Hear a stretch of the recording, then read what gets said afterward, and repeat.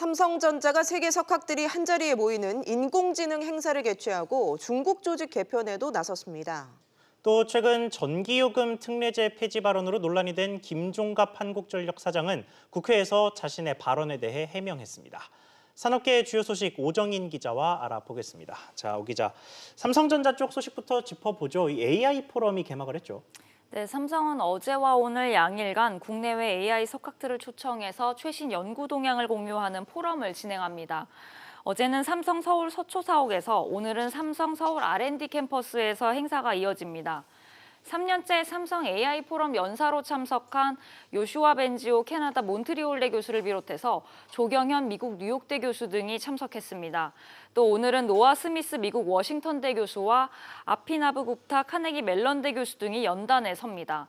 삼성은 AI 분야에 적극적으로 나서고 있는데요. 지난해 발표한 180조 투자 계획 가운데 약 25조 원을 AI와 5G 등에 지원할 예정입니다. 또 한국 AI 총괄센터를 전 세계 AI 연구 허브로 만들고 내년까지 연구개발 인력을 1,000명 이상으로 늘릴 계획도 갖고 있습니다.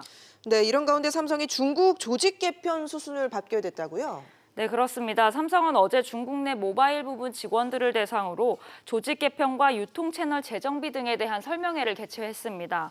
11개 지역본부와 사무소를 5개로 통합하겠다는 계획을 공개했는데요. 일부 중국 언론에서는 감원 규모가 3분의 1 이상이 될 것이라는 보도도 나오고 있습니다. 지난 6월에 이어 다시 한번 조직 개편을 하게 된 데는 스마트폰 사업 부진이 원인으로 지목되고 있는데요.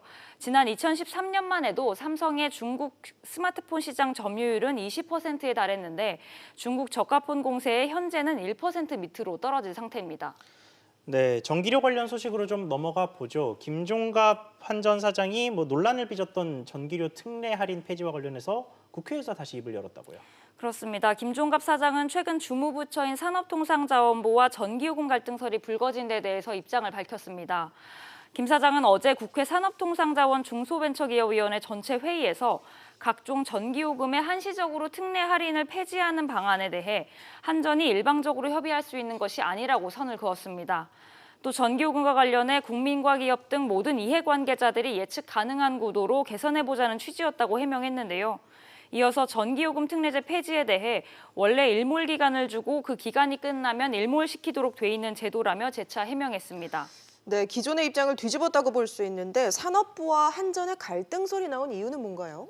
주무부처인 산업부와 한전 간 갈등은 지난달 29일 김 사장의 한 언론 인터뷰에서 시작됐습니다. 김 사장은 새로운 특례 할인은 원칙적으로 도입하지 않겠다면서 현재 운영 중인 한시적 특례 제도는 일몰시키는 방향으로 갈 것이라고 밝혔습니다. 그러나 다음 날 성윤모 산업부 장관은 한전이 한시적으로 적용해온 각종 전기요금 특례제에 대한 폐지 여부를 논의하는 건 적절치 않다고 제동을 걸었습니다. 어제 김 사장이 입장을 바꾸면서 산업부와 한전 간 갈등은 일단 봉합되는 모습입니다. 네, 오 기자 얘기 잘 들었습니다.